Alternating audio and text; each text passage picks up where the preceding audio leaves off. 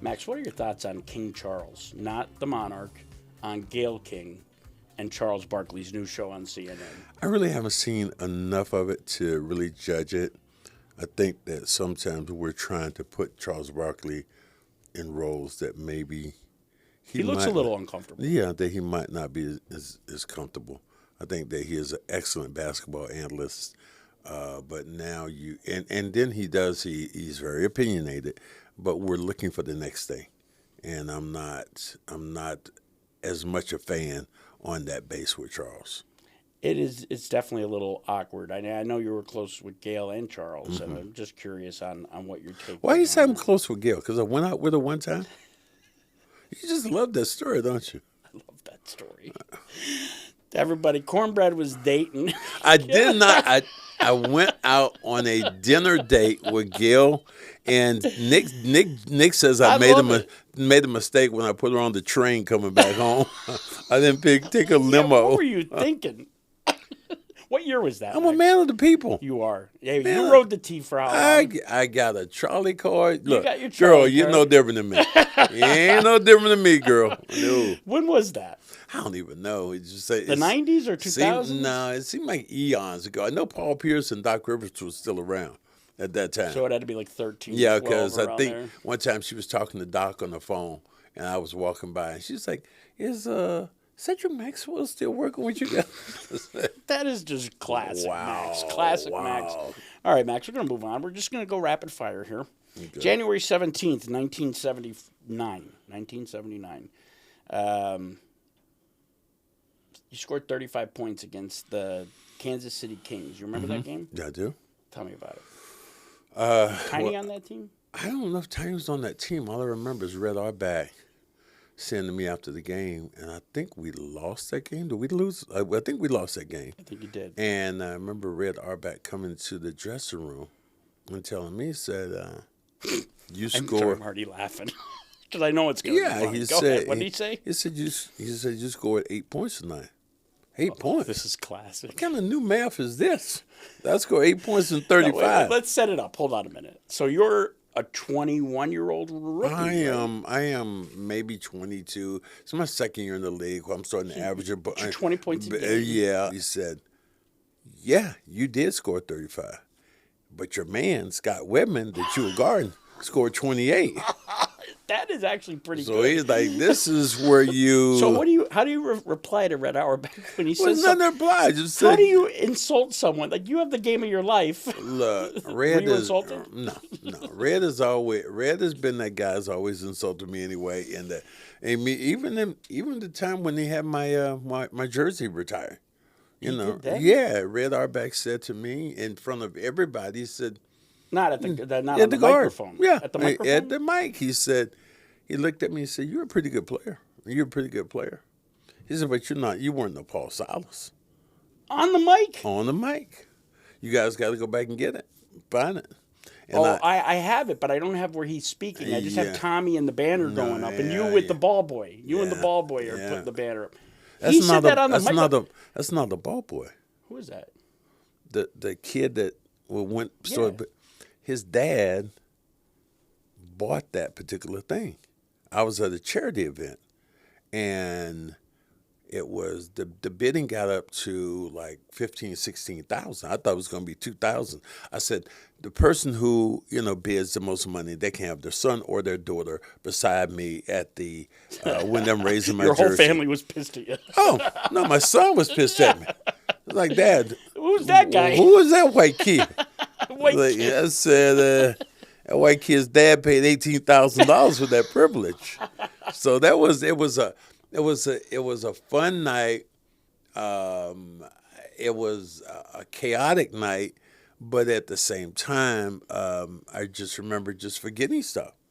Like, I said something about my two former broadcast partners, and I didn't say nothing about my present broadcaster. And your brother, too. And my brother was there. Sean Grandy, my broadcast partner at the present at that time, said, "You didn't even say anything about me." I said, "Sean, Were you nervous? Sean, don't worry about it. Were you nervous? No, I wasn't nervous. It's like I was about to say something about him, and somebody said something. My fraternity brother said something up in the stands. I acknowledged him, and I forgot to say something about my brother. But here's the thing I said at the very end of that conversation, end of this speech I gave. I said, and this is for all the people who love me. Thank you. Well, then you included everybody. You were safe. But my brother said I didn't mention his name. I got to go back and to Sean Red. Grandy said I didn't mention his name. What does Paul Silas have to do with you at all? I know he loved Paul Silas was a standard bearer for what Red felt. Red loved Paul he loved Paul Silas. And then they traded him away. But then Paul Silas, Paul Silas didn't get traded away. I think Paul Silas he got a free agent deal. And he left Boston because they didn't want to pay him the money that somebody else stepped up to pay him. I know when he left, that's when Red was going to leave. Remember, he had a temper tantrum because of John White Brown or whatever. Did you know John White Brown? Yeah, I was on John White Brown, and his wife at the time was Phyllis. She loved Bob McAdoo. Yeah, Bob McAdoo. My boy, McAdoo. Yeah. So he's that's great. I never heard that story. Okay. That's a definite keeper. Hey, NBA history fans, quick timeout. Let's talk meals. Not just any meals, but Factor's ready-to-eat, chef-crafted delights that make healthy eating effortless. Whether you're celebrating a classic game or a full-court press with your schedule, Factor's got your back with over 35 weekly options that cater to all, from keto to vegan. Imagine gourmet meals ready in time it takes to set up a play. There's no prep, there's no mess. Just pure, nutritious deliciousness that beats takeout on cost and quality. And with Factor, flexibility is the key. Choose your meals, adjust on the fly, and never worry about your next healthy bite. Here's the game changer. Head to factormeals.com/boomertakes50. Use the code boomertakes50 for 50% off your first box. And yes, you heard that right. This is the History Channel. We are boomers. It's Boomer Takes 50. That's half price for premium, dietitian-approved meals that fit your busy, hoops-loving lifestyle. Don't let mealtime steal your time. With Factor, you are always ready to play. Check out factormeals.com/boomertakes50. Use that code boomertakes50. Now back to the show. And remember, great nutrition is part of any winning strategy. What was the story with Curtis Rowe and Sidney Wicks? Why did they become so villainous here? Because they didn't fit the work ethic of what the Celtics were like. But you did. They came in with, Sidney and Curtis. They had leather jackets on. One Sidney had on a green one. Somebody had on a pink one. It was just really weird. They were just they were fashion conscious from the West Coast. UCLA, right? UCLA, Sunshine. But you loved them. That. You got I did. I had a good time with them. Which one said about the checks? What did they say? I was. This is classic. I want to say that probably was Curtis Rowe said it. What did he say? And after the game, we lost the game. He said, and I was kind of down. He said, "Rick, there ain't no W's and L's on them checks." That has okay. become emblematic of front runners, right? Like not coming through and winning, right? But they had great careers before coming here, didn't they? Yeah. Both guys were all-stars. They were all-stars. Yeah. I mean, you had at that year it was at least 7 guys who had made the All-Star team, and you think of it. Oh, you had Hall of Famers. You think there were at least about 5 Hall of Famers. They being Havlicek, JoJo, Cowens. JoJo? Yeah. JoJo Cowens. You got traded. Who else? Somebody else was a Hall of Famer up in there. Tiny? Tiny wasn't with us. Tiny, but there was 4 guys who were on the Hall of Fame team at that time, and then Charlie Scott was an All-Star. Yeah. Had been an All-Star, and Curtis and Sidney were All-Stars. They come off the bench? No. Curtis came off the bench. Sidney was starting at power forward. And then they kind of flew the coop when the changed over to Larry, or like did they cut them? No, they end up cutting. Sidney was already gone, but Bill wanted to come in and show dominance, so I'm sure he came in with the mindset of saying, "Look, I'm gonna cut Curtis. Someone who's and what I'm gonna do is by cutting Curtis, I'm gonna Pistol send Pete was on that team. Pistol Pete was the other Hall of Famer. Yeah, but no, Pete wasn't there the first year. Oh, he wasn't. He wasn't there. He was there. So so when he cut Curtis that year, that was sending a message to me. That was a message like, okay, well, you need to get in line. Were you out of line? Because you just come off a career season. I know it was a bad team. But... I really wasn't out of line. I just, I played my game. But, I mean, there was some comments. I mean, Bob Ryan had some comments like, yeah, look, Maxwell had a great offensive season. And then the year before that, he had said, look, give the ball to Maxwell and let him make as many mistakes as he wants, and we're going to grow with him. That's the future of the power forward right now for the Celtics. So that worked out. But then I had that year, and he turned around and said, I'm not sure if he hadn't been spoiled and tainted by, the guys who were Sidney and Curtis. So Sidney was gone, but Curtis was there, and they were going to cut Curtis to kind of snap me in line. Well, whether you needed it or not, you snapped in line because you won the MVP the next year, right? And then won MVP of Game 7 in '84. I mean, it kind of worked out well. If you hadn't, this is another fan question. If you hadn't gotten traded, if all the drama didn't happen. This is one of your favorite questions. I've asked it many times, but it is a common question asked of me, actually, to ask you. Would you have come off the bench? Watch this. Watch how simple this is. Yes. You see what Klay Thompson's doing? That's what I Same wanted. Thing. Yeah.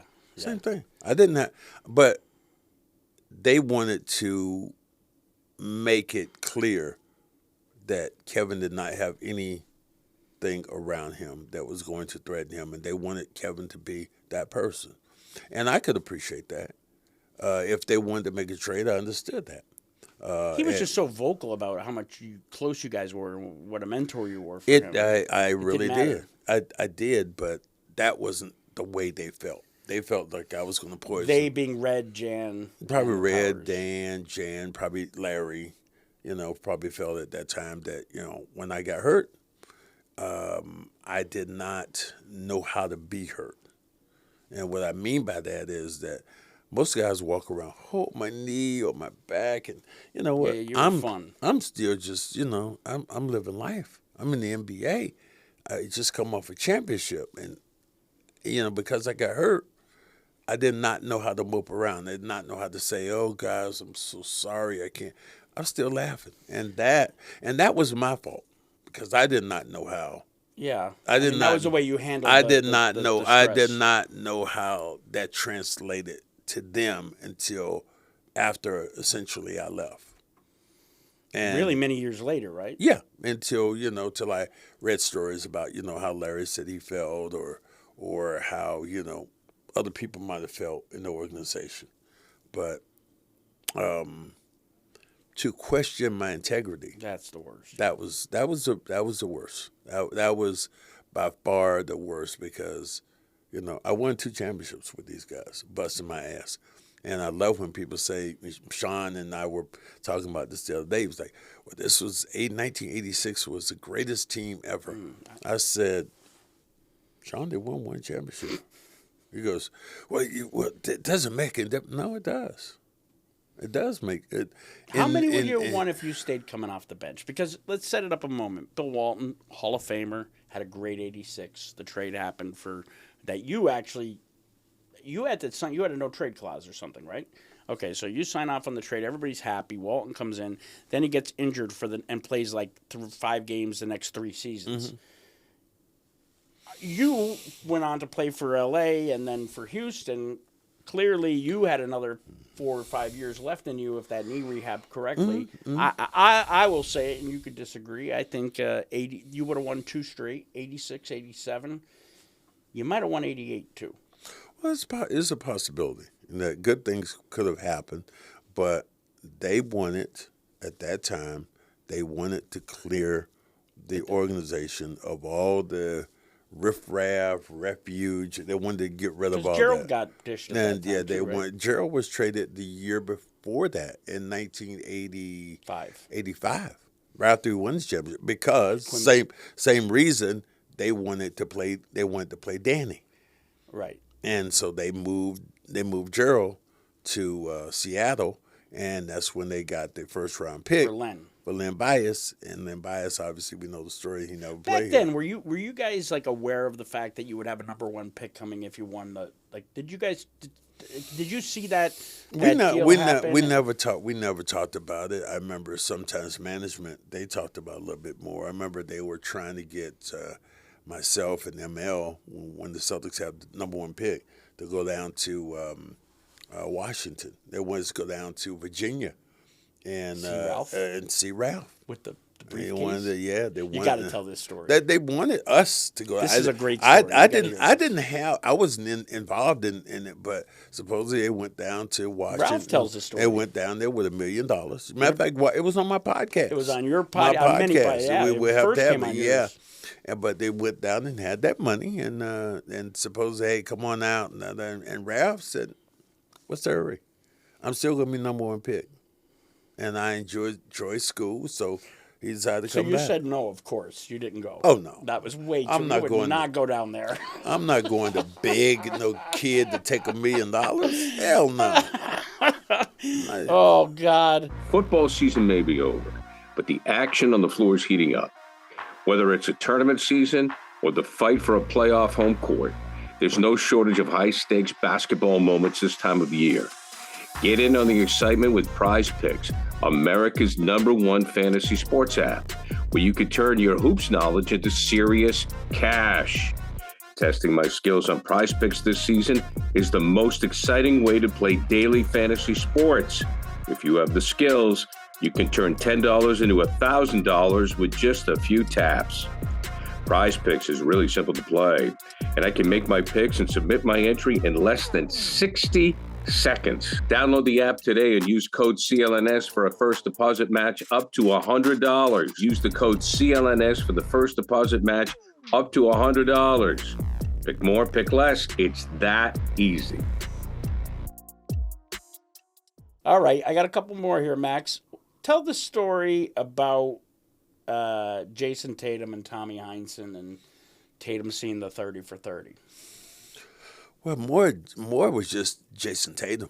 Yeah, but Tommy was doing an interview with Tatum, and Tommy, I don't know if you've ever seen that. No. It wasn't that part you're saying that Jayson Tatum said he didn't know who I was and didn't know. Jayson Tatum actually came on the court. Yeah. On the court before a pregame, and he started screaming like, "Cornbread, cornbread." I was like, "What's wrong? What's wrong with you, man?" He looked at me going, "Man, I saw that 30 for 30. You a bad motherfucker."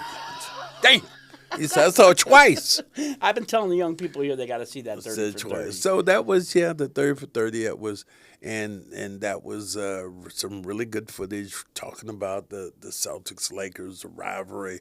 And I happened to be in a very pivotal point in that whole thing. Max, last year, before Philadelphia, Game 7, where everybody loves to say Tatum's not clutch, but he's had some really clutch performances. But you had a word of encouragement for him. Remember that as he was walking out of the tunnel?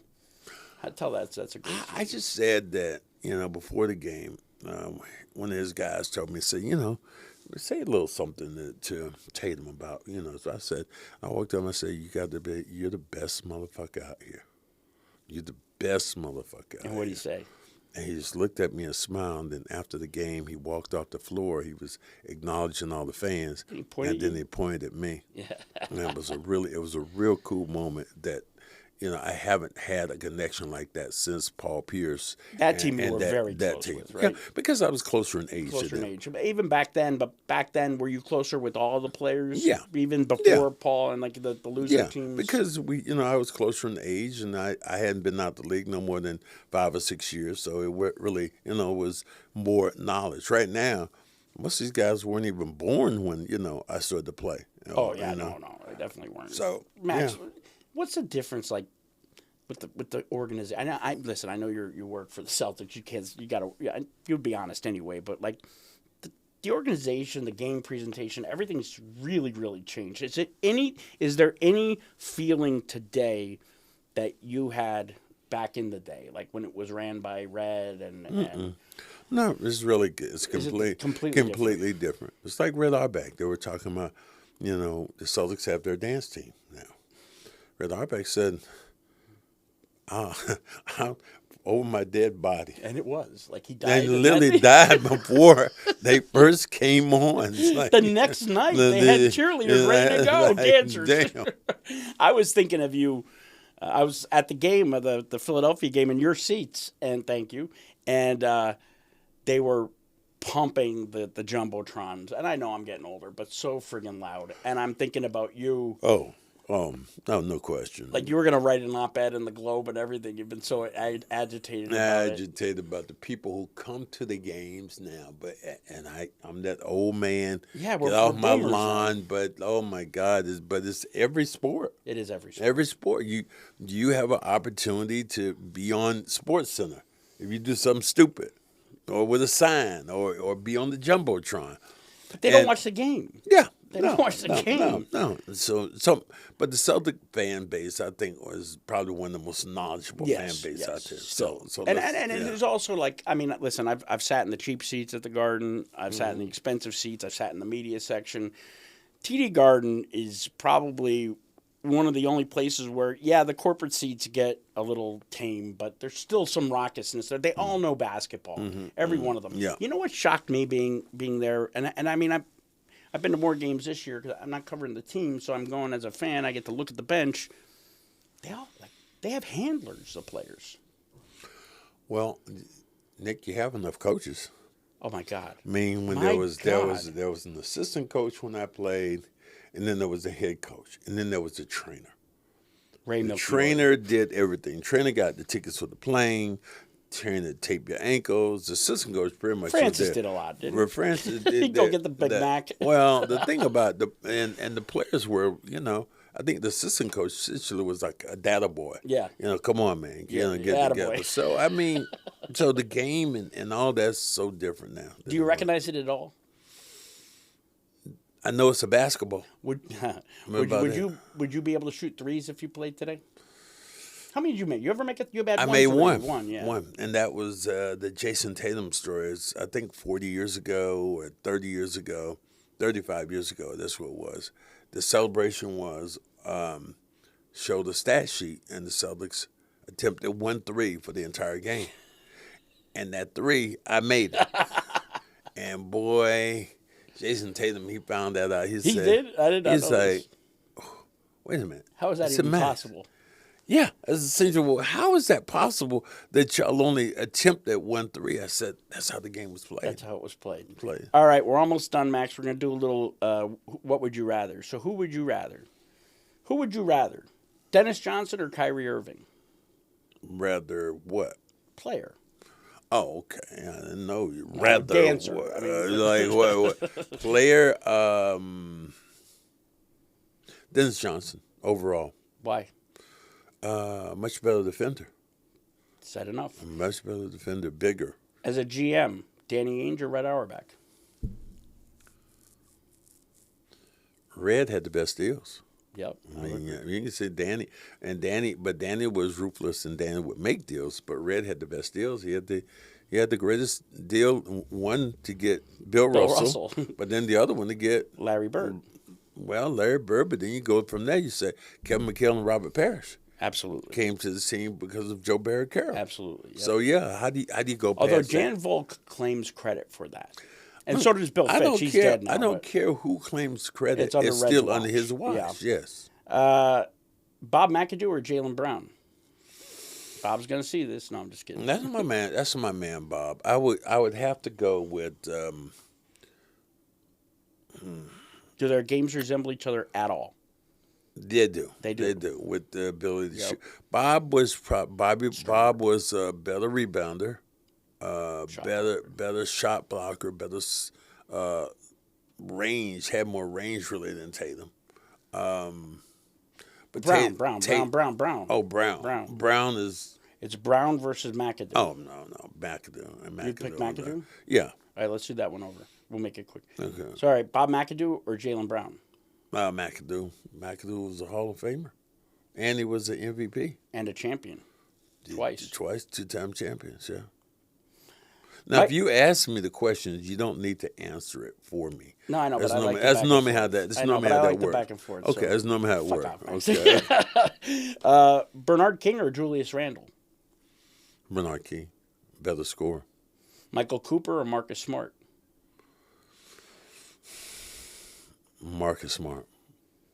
Marcus Smart. A little bit probably guarded more guys because you had him. You give him that look, but they had him one time. They had Marcus Smart. Porzingis. Yeah, it was Porzingis. So Coop was a little bit too light in the ass for yeah. some of those other guys to guard. Paul Pierce or Paul George? Paul Pierce. More durability. KG or Bill Russell? Ooh, that's a good one. Bill Russell, you can't go against Bill Russell because the number of championships he's won. Isiah Thomas, the real, your Isiah Thomas, your age. Okay. Versus SGA. That's a different player, but SGA is still just. I might give it to him because he's just on the cusp of learning how to really play. And averaging like 30 points. Yeah, Come on. Hakeem or Kareem? Ooh, that's a tough one for you. Not really. Hakeem, because I think he's the greatest underrated player this league has ever had. Better than Jordan? It's better than Jordan. Yeah. And Jordan's a great player, there's no doubt. But better than LeBron? Yeah. I mean, he's better than all these. I just said he's better than all these guys because what he's done, better than anybody else, he's controlled more of the game than anybody else. Yeah. Kareem, Kareem was your favorite player, though. Kareem was my favorite player, but Olajuwon controlled the offensive end and the defensive end. Was he a good teammate? Yeah, he was a great teammate. We got to get him on the podcast. Yeah. We're almost done. LeBron James or Wilt Chamberlain? Wilt. Yeah, Wilt, because Wilt changed the game. Yeah. And then if you want to say, then there's only two people, in my opinion, who's changed the game. Wilt changed the game and Steph Curry. Yeah.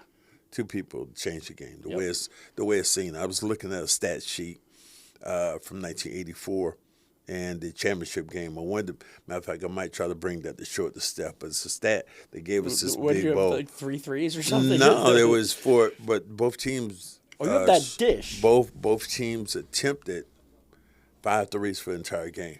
Can you imagine? That was a championship game. And a great game. And great game, but 5 threes were attempted. That's crazy. And the Celtics created that shit. I think they had 2. And Coop hit 1, didn't he? Mm-hmm. Yeah. Mm-hmm. Michael Jordan or Kevin Durant?